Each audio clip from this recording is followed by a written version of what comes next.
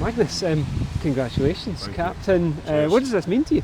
A chance of redemption, hopefully, after the last tenure. But no, it means a lot. I think being away from Edinburgh for a while made me realise how much I loved it here, and how much I wanted to come back and play for the club. And the opportunity to captain the squad last year with Gilco and Benny Bell coming out for a while was massive for me. And then Sean asked me at the end of the season, like, something you consider? Absolutely. If you think I'm capable of it, then I'd love to do it again. So no, it's exciting, isn't it? I mean, it's the captain of the club you've always played for a little while. It's a huge thing for me. You mentioned the history there right away. Is it something that you've always wanted to have another crack at, given how it went? I'm not sure, to be honest with you. I feel like I've been blacklisted for so long that it was. I'll say it, what I said in the podcast earlier with Joe, and that it was Fraser McKenzie said at the time when he took over the captaincy, I'd be captain again one day. I think that really meant a lot. That's obviously stuck with me for a while, hasn't it? So that was something I took it very deeply. Someone like Fraser would think that of me. So no, it's not something I've thought about, something I had as a goal, but until I was actually doing it again, I was like, oh, this is good. I really enjoy this. I really enjoy being able to lead my team out and to be part of that. What does captaincy look like for you then? Give it maybe examples of good captaincy that you've had when you're on a team, and what you would like to kind of emulate, aspire to. I think so. As a guy down south, I learned a lot. There's a couple of guys down south I met, and I won't name names because they're probably embarrassed I'm calling them this, but they wouldn't stand for things they thought were wrong. Because at the end of the day, the standards you permit, the standards you walk by, are the ones you permit. So if you think something's not benefiting the team, you have to call it out. And then personally, that's something we're trying to instill in the leadership group as well. We've got a really strong leadership group, and that's where we need to get to. If something's not benefiting the team, we have to call it out and say that stops now. But personally, it's just leading by example. It's a big one for me is how can I call you out for doing your job wrong if I'm doing my job correctly? Do you know what I mean? So I know what it takes to be starting number 8 for Edinburgh and what it looks like to be a good number 8. So if I'm doing that, playing within the game plan, it gives me the ability to call other younger people out or other people out doing their jobs. So that's the main thing for me, is getting my stuff right. In terms of some experience that's left in the squad this summer, it's a bit of a younger squad as well. How much is going to fall on you and the other experienced guys to make sure that you can hit the ground running in this campaign? I think age is such a chat about a thing in rugby, but it's not really as relevant as people think anymore. It's not your question, but there's a lot of young guys that lead really well, and a lot of guys that lead really well through their actions. So I mean, young in rugby now is probably 21, 22, 24, 25, but it's a young man's game, and these guys step up quickly. And there's probably a handful of players now. This is a big season for them, where they've been around for a while. They've started a lot for Edinburgh, they've played a lot, but now they really have to cement their place within the team, and that's through opportunity for the guys leaving and then people that are injured, and that's how it always happens. So I think if you're playing, it's not about your age. If you're playing, if you're in that mix, you can lead in a huge variety of different ways. So that's really important to see.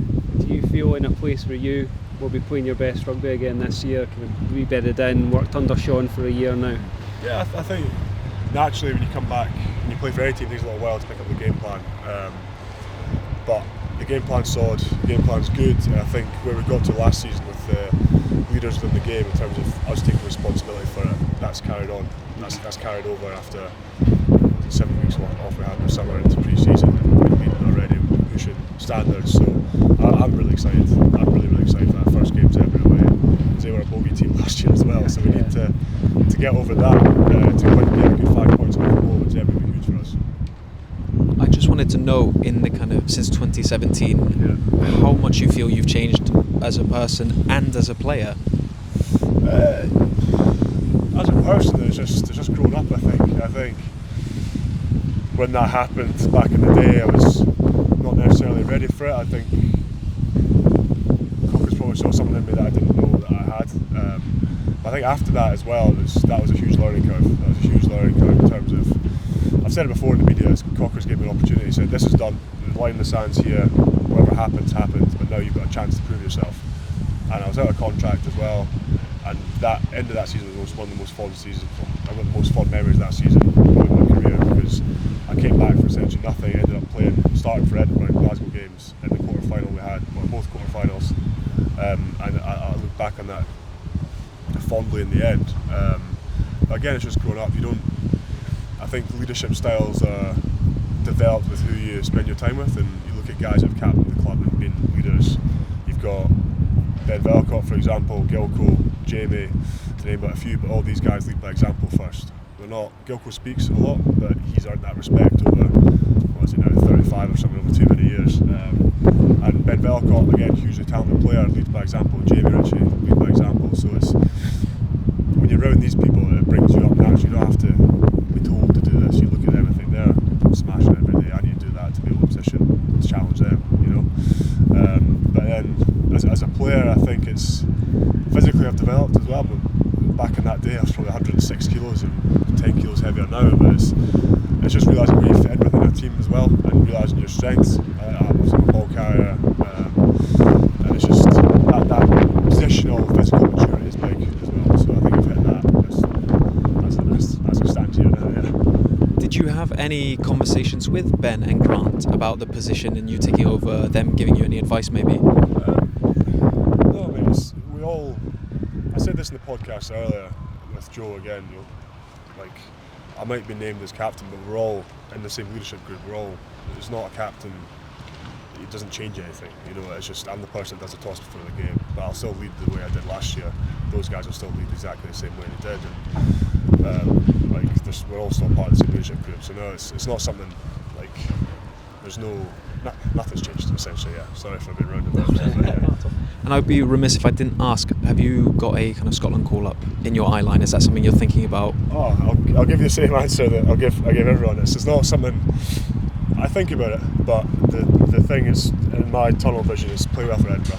Play well for Edinburgh, and that puts you in the best position possible to play for Scotland. So I'd love to, but I'm not hanging my hat on that. That's a positive season for me. I wanted to play well for Edinburgh and see where that takes me.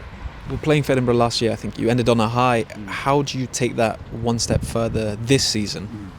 Well, I'd be correct in saying I had a slow start with Edinburgh last year. I think his latter third of the season was probably the best rugby I played all season, so keep on that trajectory.